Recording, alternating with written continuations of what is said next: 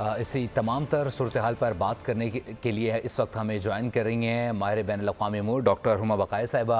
हुमा साहिबा, आपकी कीमत का बेहद शुक्रिया। यकीन तौर पर आप भी इस तमाम तर सिचुएशन को देख रही होंगी। एक बार फिर हम देख रहे हैं कि जो शाम है वहाँ पे खाना जंगी चल रही है। क्या कहेंगी इस तमाम तर सूरत हाल पर, ऐसे में कि जब जो सदर हैं उनके भी मुल्क छोड़ने की इत्तलात सामने आ रही हैं?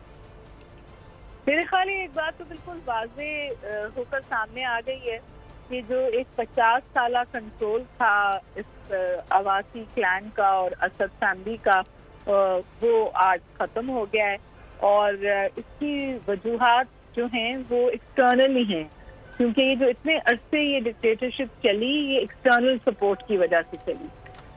रशिया और ईरान दोनों बिल्कुल बशारुल असद के पीछे खड़े थे और इस वजह से उनका कंट्रोल चल रहा था। हालांकि बशारुल असद की जो तर्ज हुकूमत था वो उसके खिलाफ बहुत अपोजिशन थी।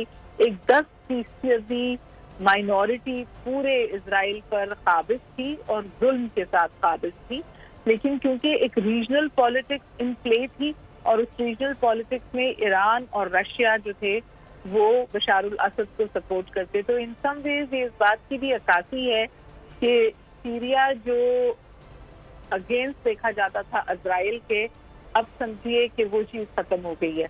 और क्योंकि रशिया जो है वो इंगेज हुआ है यूक्रेन वॉर में और वहाँ सख्त नुकसान भी उठाया है, कई जगहों पे 60,000 से ज़्यादा अफवाज कहते हैं उनकी इसमें नुकसान हुआ है। और जाहिर है कि ईरान की जो प्रॉक्सी वॉर फ्रेमवर्क था उस पर तो बहुत ही कारी ज़र्ब लगी है। और इन सम वेज रशिया और ईरान के कमज़ोर होने से बशारुल असद का आउटसर हुआ है।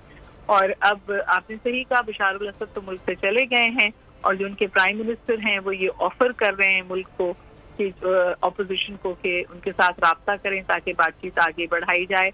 लेकिन ये इतना सिंपल नहीं है जी, क्योंकि ये बहुत सारे छोटे छोटे ग्रुप्स थे जो जुड़े हुए थे बशारुल असद को हटाने के लिए, और इसको अरब स्प्रिंग से भी ताबीर किया जा रहा है। लेकिन सवाल ये है कि इस वक्त कोई सेंट्रल कंट्रोल नहीं है, ये ग्रुप्स आर्म्ड हैं, तो एनार्की का बहुत शदीद खतरा है।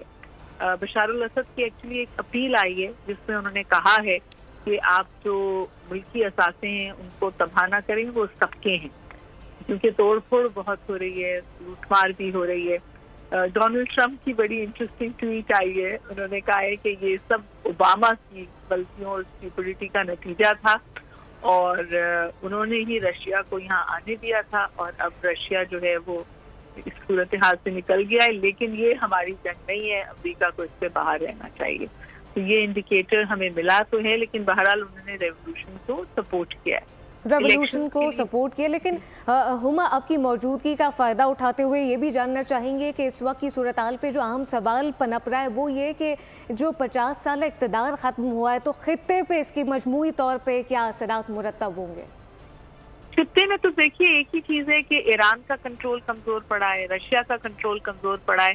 रशिया ने 2017 में प्यूटिन खुद गए थे सीरिया और उन्होंने समझिए मिडल ईस्टर्न पॉलिटिक्स में रशिया के असर रसूख को रीस्टैब्लिश किया था थ्रू सीरिया, जिसको उस वक्त की ओबामा एडमिनिस्ट्रेशन काउंटर नहीं कर पाई थी। इनफैक्ट इसको कहा जाता था the red line in sand, तो रशिया ने had crossed that red line in sand.